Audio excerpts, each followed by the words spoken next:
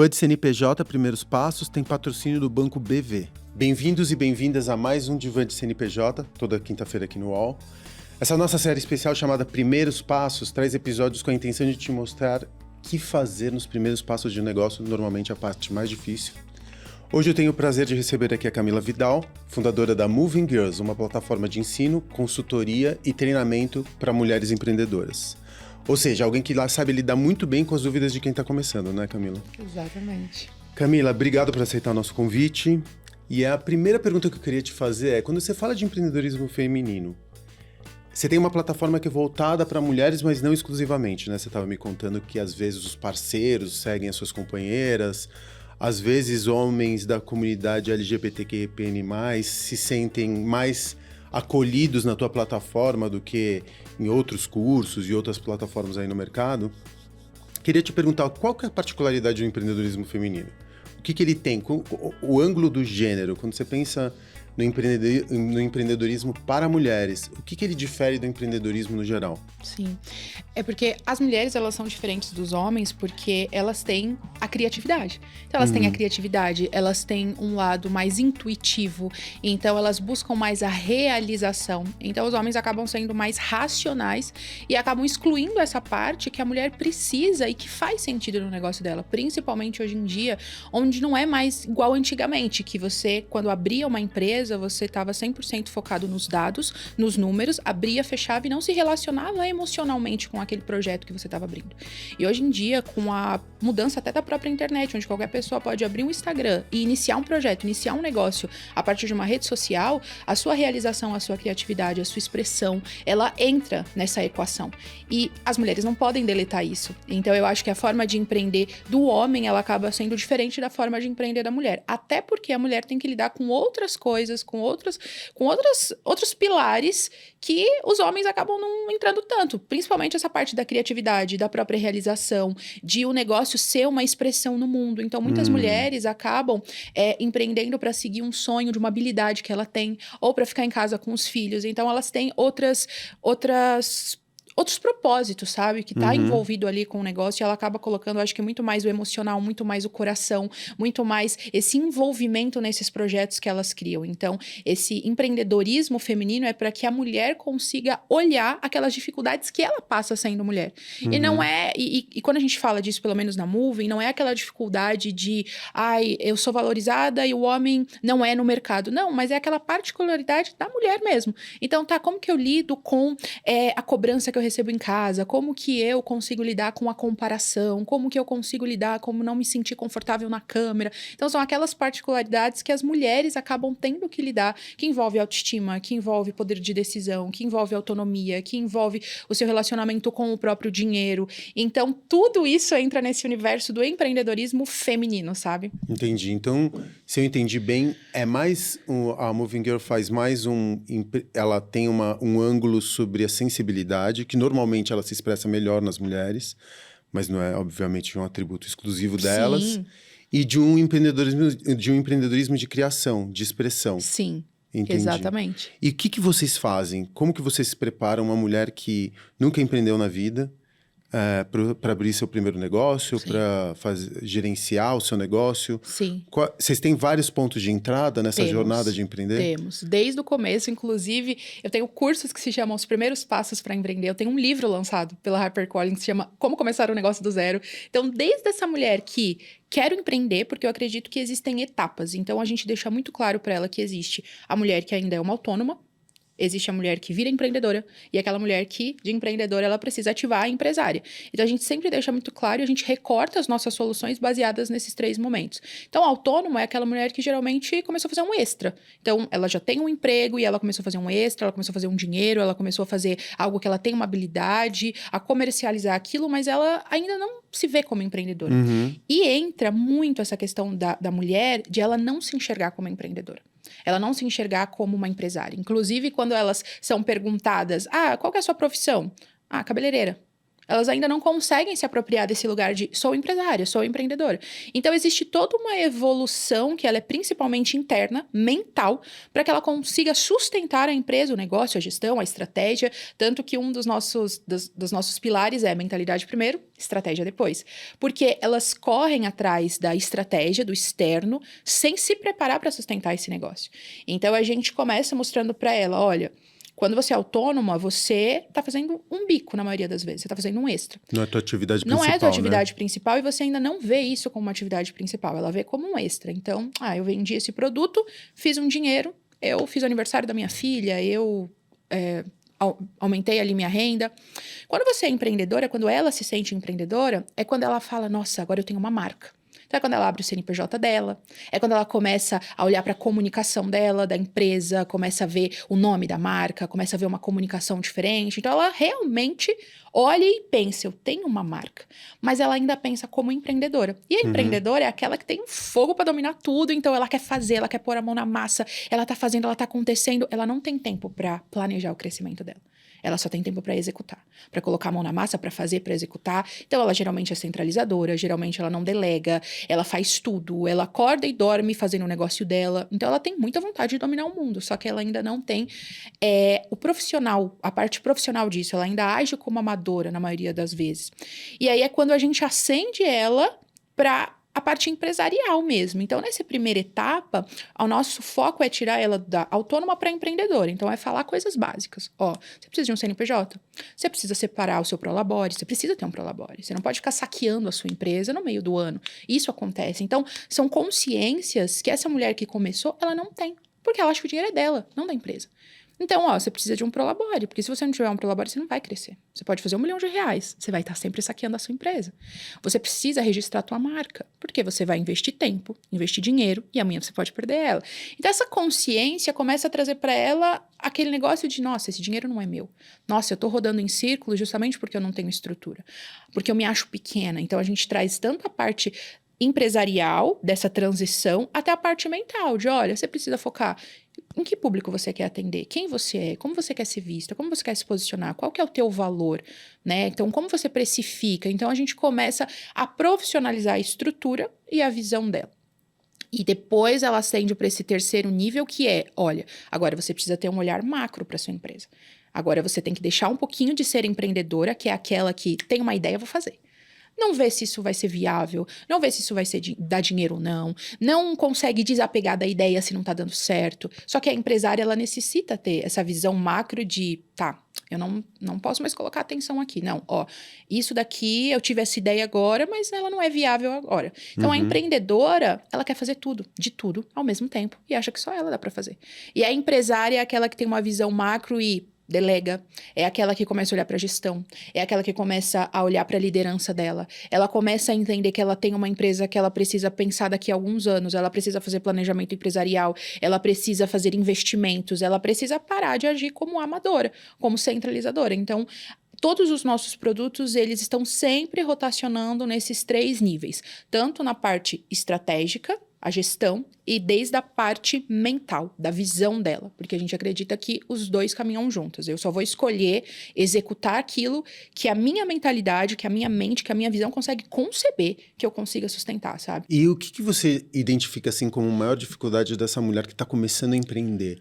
Seria a falta de educação financeira, a mentalidade que ainda não ficou madura o suficiente para sair da cabeça de funcionário e ir para a cabeça de... E chegar no lugar da empreendedora em si? Qual que você julga que é a principal dificuldade dessa mulher que está começando a entrar nessa vida?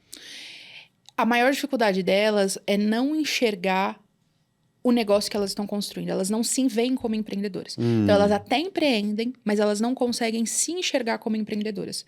Elas acham que ela tá fazendo para ver se vai dar certo, ela não quer investir tanto, ela acha que coisas como um registro de marca é um investimento bobo. Então, elas ainda não conseguem entender que elas têm uma empresa. Então, eu acho que a principal dificuldade é a visão. Até porque a visão, ela antecede a estratégia que você vai escolher. Então, eu só vou cuidar do meu financeiro quando eu mudar minha visão sobre o dinheiro. Eu só vou registrar minha marca quando eu mudar a visão sobre a minha empresa. Eu só vou escolher uma estratégia XYZ se a minha visão ela conceber isso. Então, eu acho que principalmente é a visão delas, de elas não se enxergarem como empreendedoras e não escolherem as coisas que precisa para essa empresa crescer. Então, quando elas desenvolvem essa visão e elas falam, uau, eu realmente tenho um negócio, eu realmente tenho um público, eu realmente tenho um nicho, é quando elas começam a levar a empresa mais a sério e depois a ter essa maturidade, sabe? Seja financeira, seja estratégica e seja mental também. Entendi. E a gente gosta de dizer que o Brasil não é um país, né? O Brasil é uma construção. São vários Brasis embutidos nesse Brasil, que a gente chama. Diferenças regionais, no final das contas, impactam na maneira como você empreende? Você vê que a empreendedora do Nordeste ou a empreendedora do Norte é muito diferente da empreendedora sudestina, por exemplo? Ou não, você acha que... Eu não consigo ver uma diferença muito regional, mas o ambiente que elas cresceram, independente de onde seja, influencia.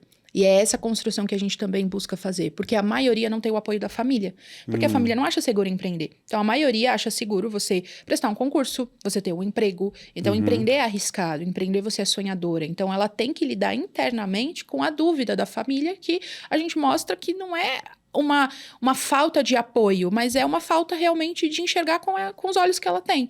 Então, a gente vê que essa influência do ambiente que elas vieram, que a gente não identifica que seja regional, porque a gente tem famílias em todos os lugares que tem empresários na família que não tem. Então, a gente vê que esse é um ponto realmente que define a visão que elas têm sobre elas. Que massa. E hoje em dia a gente fala muito de construção de comunidade para você, no final das contas, estruturar um negócio a partir dela, né? É uma coisa que a gente hoje em dia bate muito nessa tecla. Que dica que você daria para uma pessoa que quer montar uma comunidade? Porque é difícil, né? Você primeiro precisa encontrar um nicho, suponho, algum lugar onde você não tenha muita concorrência, alguma coisa que seja verdadeira.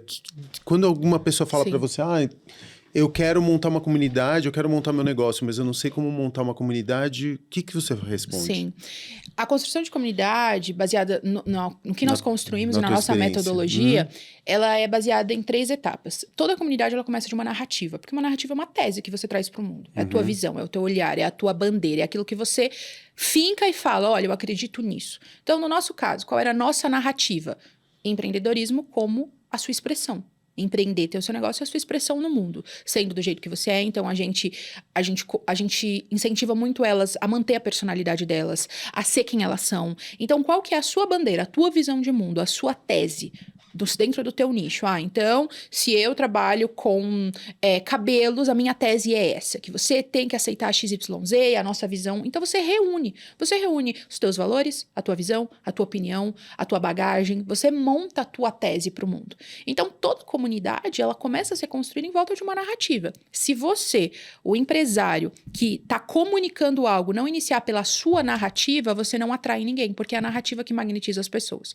Então, você começa a comunicar para o mundo através dos conteúdos, através das plataformas, através de todos os canais de comunicação. Essa é a minha visão, essa é a minha narrativa, é isso que eu acredito, é isso que a gente está fazendo, é isso que eu acredito para as pessoas. E aí você traz a sua bagagem para poder, de fato, mostrar o porquê que você acredita nisso. Então você começa com uma narrativa pessoal, mas como que você acha essa narrativa? Essa narrativa é baseada em achei meu nicho, tá? Então, eu atuo com cabelos. Dentro de cabelos, o que eu acredito? Então, é um questionário que você tem que se perguntar. O que eu acredito? O que te incomoda? O que me incomoda?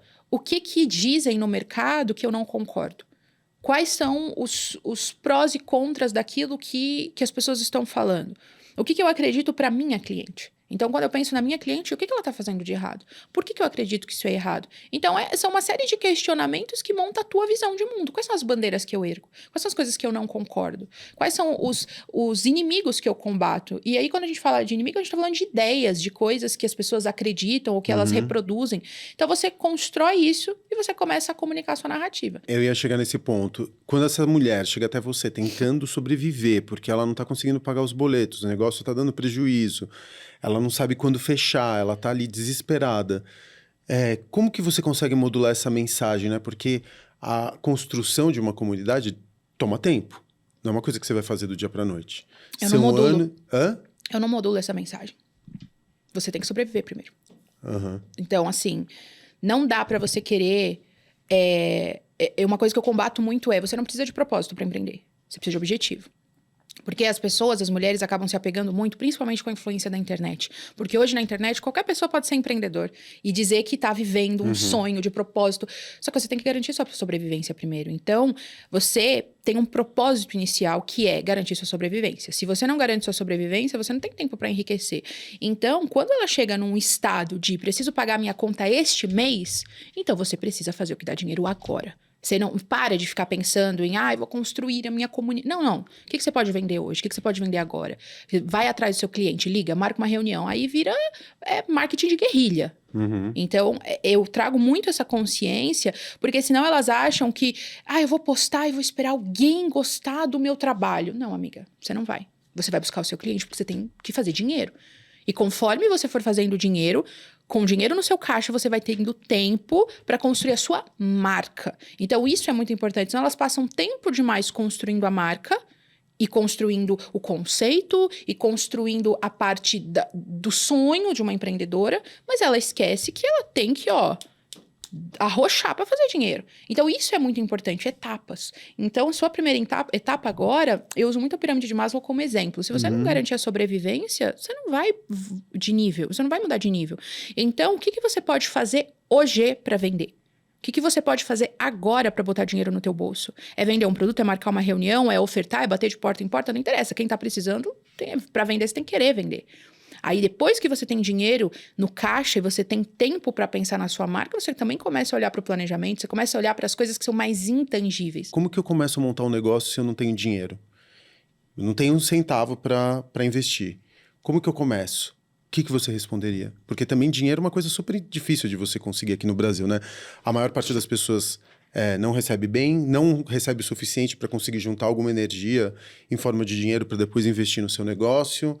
Crédito é difícil. E aí? A pessoa não tem grana para investir. Ela comprou teu curso e ela não tem grana para investir. Como que ela começa? Eu acho que ela precisa entender que talvez ela não precise começar por aquilo que é o sonho dela. Às vezes ela pode começar com algo que dê um primeiro dinheiro inicialmente. Às vezes uma prestação de serviço, às vezes, no meu caso, eu não tinha dinheiro nenhum para começar, mas o que eu fazia não exigia o dinheiro, ele exigia só um serviço e exigia um computador que eu já tinha, que eu comprei parcelado em 12 vezes. Então, às vezes, é você ir por etapas, tá? Talvez eu não tenha dinheiro para esse sonho aqui, que vai exigir um investimento, um capital muito maior. Mas, cara, talvez eu possa fazer dinheiro fazendo um bico. Talvez eu possa fazer dinheiro fazendo bolo. Talvez eu possa fazer dinheiro fazendo alguma coisa. Mas é esse o ponto crucial. Elas, às vezes, já querem começar por aquilo que é o sonho. Entendi. Só que, às vezes, o que você está fazendo está te levando para o seu sonho. Como muito tempo eu fiquei no meu emprego, que não era o que eu gostava, mas aquilo lá estava patrocinando o meu negócio. De alguma forma, aquilo estava pagando minhas contas, para sobrar algum dinheiro para eu investir R$100 lá na Porto Ladeira Geral para comprar semijoias para fazer um pouco mais de dinheiro. Entendeu? Então, é ver as etapas. Qual etapa que você tá agora? Será que essa etapa, justamente, se você se dedicar talvez 6 meses, 8 meses nessa etapa, você não consegue fazer um dinheiro para você ir para a próxima? Então, não dá às vezes para começar direto por onde você quer. Mas você pode fazer alguma coisa para chegar lá, entendeu? Então, eu acho que é ter essa consciência do momento que você tá e ver como você consegue monetizar, como você consegue criar soluções, como você consegue fazer alguma coisa para reter esse dinheiro para investindo no teu projeto, sabe? Entendi. Então, talvez o melhor momento para você começar a empreender seja empregada. Enquanto você está empregado, começar a tomar o empreendedorismo como uma espécie de um hobby, como uma espécie de uma energia essa que você está investindo para manter a sobrevivência aqui no emprego e com tempo, como você fez, né? Com seu tempo extra, começar a planejar o seu negócio. Talvez ali seja a fase onde você consegue pagar suas contas, consegue começar a juntar uma grana para depois investir num proto-negócio, em alguma coisa que seja inicial, para depois você investir no teu sonho grande. Sim. Seria mais ou menos esse o caminho? Sim, porque a gente parte do princípio que se você não está empregado, se você não tá ali num emprego, é porque, teoricamente, você saiu do mercado. Então, talvez você possa investir no seu negócio. Mas a maioria das pessoas, elas têm a vontade de empreender justamente quando elas estão no emprego. Então, quando elas querem sair daquele lugar, tem um sonho. Então, para mim, funcionou assim, que eu vejo que a maioria das empreendedoras também. Obviamente, a gente tem exceções. Tem aquelas mulheres que, eu trabalho com a minha família, aí eu comecei a criar o meu próprio negócio, eu trabalho com meu marido, comecei a criar o meu próprio negócio, então sempre tem essas transições também. E muitas querem fazer transição de carreira. Então elas têm um emprego, elas já têm até uma vida consolidada, têm dinheiro, e elas decidiram sair. Eu quero fazer uma transição, eu quero criar o meu negócio, eu sou advogada e agora eu quero fazer crochê. E eu posso sair do meu emprego, só que aí ela não consegue largar aquilo ali porque é muito incerto para ela, mesmo ela podendo. Então tem todo também esse trabalho de, aproveita que você tá no seu emprego e começa a fazer. Então eu sempre indico isso, não saia do emprego, vou empreender, largar emprego. Não, irresponsabilidade não dá. Não dá. Você tem toda a razão. Você precisa validar primeiro. Você precisa entender se é o que você quer, você precisa dar os seus primeiros passos, você precisa fazer os seus primeiros clientes. Validou, tá fazendo mais do que o seu salário. Aí você consegue ver se é o que você quer e sair de fato, sabe? Então, eu acho que é muito importante isso, compreender o processo, sabe? E qual que é a grande diferença entre um negócio físico e um negócio digital? A sua vasta experiência no campo do empreendedorismo, apesar de você já ter vendido semijoia, né? Você ter feito algumas coisas antes da Moving Girls, é no marketing digital, é no negócio digital. A grande maioria das pessoas que querem montar um negócio, pelo menos na minha experiência, querem montar negócios que são físicos, né? Um salão, uma sorveteria. Isso acontece muito, pelo menos, entre meus alunos. O que você diz que é a diferença entre montar um negócio digital físico? Existe diferença? As ferramentas são as mesmas? Existe diferença. Eu acho que principalmente por causa do nível de investimento, porque você tem alguns investimentos, algumas responsabilidades, algumas buchas que são do negócio exclusivas. Físico, né? Então, um aluguel, um alvará de funcionamento, pessoas para trabalhar naquele lugar. É muito mais complexo, É muito mais complexo. Você tem que, ao mesmo tempo, ter que lidar com um negócio vazio enquanto ele ainda não está performando, e mesmo pagando aluguel, mesmo fazendo, mesmo acontecendo. Você tem que gerenciar um time inteiro. Então, geralmente, se você abre um negócio físico, você vai precisar contratar pessoas. Então, você já... É muito rápido que você tem que fazer uma estrutura para que o negócio minimamente funcione. E quando você tem uma marca nativa digital, então você consegue executar o seu trabalho, não necessariamente vendendo curso. Hoje, as minhas alunas, meu último tipo de cliente é quem vende curso. A primeira é prestadora de serviço. E a segunda é a que vende produtos físicos, mas usam a internet 100% para isso. Você não precisa desse investimento tão alto, porque você consegue fazer da sua casa, você consegue inicialmente fazer tudo sozinha, você consegue dedicar a maior parte do tempo só para o marketing, porque você não tem o negócio físico para gerenciar. Mas o que tem em comum? O negócio físico hoje, ele vai performar muito mais se ele tiver uma presença bem mais consolidada na internet. Então, a gente acompanha hoje negócios físicos que às vezes têm filas de espera por causa de um vídeo que viralizou. Então, eu acho que não se isentar também do poder que o digital tem no impacto da empresa física é muito importante, mas com certeza tem dificuldades diferentes que eu acredito que são bem maiores do que quem só atua ali no digital. Porque lidar com um negócio físico, que necessita alvará, que necessita toda uma experiência que na maioria das vezes você ainda não tem. Então, às vezes você abre um negócio e você não vai atrás de coisas burocráticas que são essenciais. E amanhã seu negócio tá de porta fechada, porque você não tem esse conhecimento. Então, eu acho que ele vai exigir realmente uma estrutura muito maior. Camila, muito obrigado, viu? Eu que agradeço. Foi uma delícia esse papo. Muito obrigada. Obrigado aí pela aula que você deu pra gente. Eu que agradeço. Bom, Camila Vidal, da Moving Girls, diva de CNPJ, toda quinta-feira aqui no UOL. Até uma próxima.